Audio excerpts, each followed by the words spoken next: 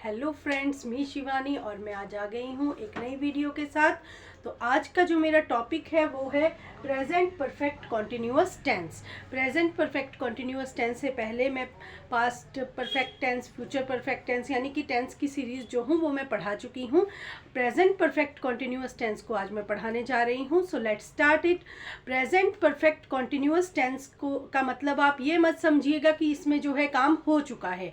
जब इसके साथ कॉन्टिन्यूअस लगा है तो प्रेजेंट परफेक्ट कॉन्टिन्यूअस का मतलब हुआ कि काम जो है वो पास्ट में हो चुका है लेकिन अभी भी जारी है, कुछ ना कुछ उसमें हो रहा है।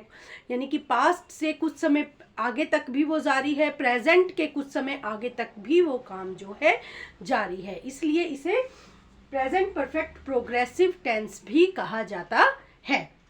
सो लेट्स स्टार्ट। अब इसकी आइडेंटिफिकेशन आप सभी को मालूम है। इसकी आइडेंटिफिकेशन वैसे तो प्रेजेंट कॉन्टिन्यूअस टेंस की तरह ही है, रहा है, रहे हैं, रही है, यही लगता है, लेकिन इसके साथ जो है समय का भी पता चलता है। इस टेंस में समय का भी पता चलता है।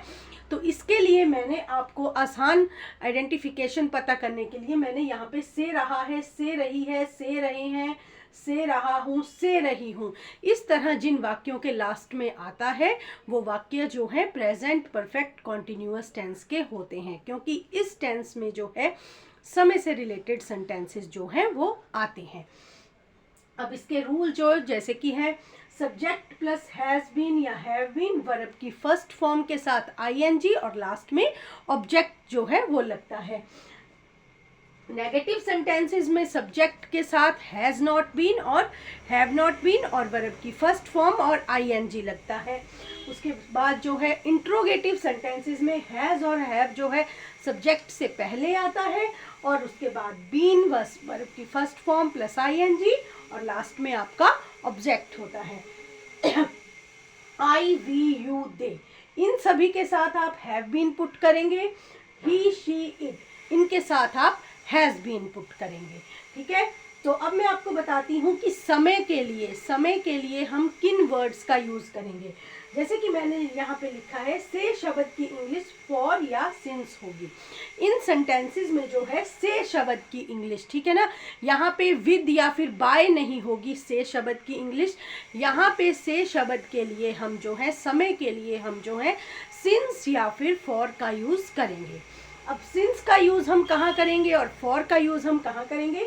तो पॉइंट ऑफ टाइम के लिए, पॉइंट ऑफ टाइम यानी कि जैसे कि बताया गया होगा बिल्कुल प्रॉपर टाइम, यानी कि 2 बजे से, जैसे कि मैंने बताया है 2 बजे से, सिंस 2 o'clock, रविवार से सिंस संडे, 1995 से 1995 से सिंस 1995। तो यहाँ पे प्रॉपर टाइम बताया गया है। ठीक है, यहाँ पे पूरा समय बताया गया है कि इस समय से, इस साल से, इस दिन से। ठीक है, तो ये सब जो है यहाँ पर हम सिंस इसके साथ पुट करेंगे। अगर मॉर्निंग होगा, इवनिंग होगा, वहाँ पे भी हम सिंस ही पुट करेंगे, क्योंकि वहाँ पे भी जो है पूरा समय बताया गया है, शाम का समय, दिन का समय। ठीक है, उसके बाद जो है पीरियड ऑफ टाइम यानी कि टाइम का ड्यूरेशन जब बताया होगा, कितने समय के लिए, कितने समय से, टाइम का ड्यूरेशन जब बताया गया होगा तो वहाँ पर आप जो है फॉर का यूज़ करेंगे। फॉर एग्जाम्पल जैसे 2 घंटे से फॉर 2 आवर्स, 4 साल से फॉर 4 ईयर्स, 5 दिनों से फॉर 5 आवर्स। तो इस तरह से जो है आप सिंस और फॉर का यूज़ करेंगे। अब थोड़े से हम जो है इनके एग्जाम्पल कर लेते हैं ताकि आपका प्रेजेंट परफेक्ट कॉन्टिन्यूअस टेंस जो है बिल्कुल पक्का हो जाए। तो जैसे कि मैंने लिखा है मैं 4 घंटे से तैर रहा हूँ, 4 घंटे से तैर रहा हूँ। ठीक है, यानी कि टाइम का ड्यूरेशन दिया गया है, टाइम ड्यूरेशन दिया गया है कितने घंटे से तैर रहा हूँ।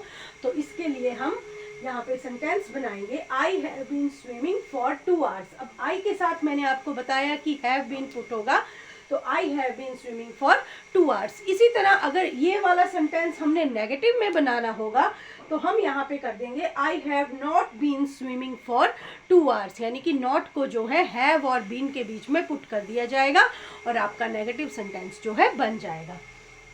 अगर इसको इंट्रोगेटिव सेंटेंस में बनाना है, क्या मैं 4 घंटे से तैर रहा हूँ, have I been swimming for 2 hours, यानी कि हैव को जो है पहले पुट कर दिया जाएगा और उसके बाद सब्जेक्ट, उसके बाद बीन और लास्ट में जो है आपका जो वर्ब के बाद ऑब्जेक्ट जो है वो पुट कर दी जाएगी। उसके बाद मैंने सेंटेंस बनाया है, वह 6 बजे से पढ़ रहा है।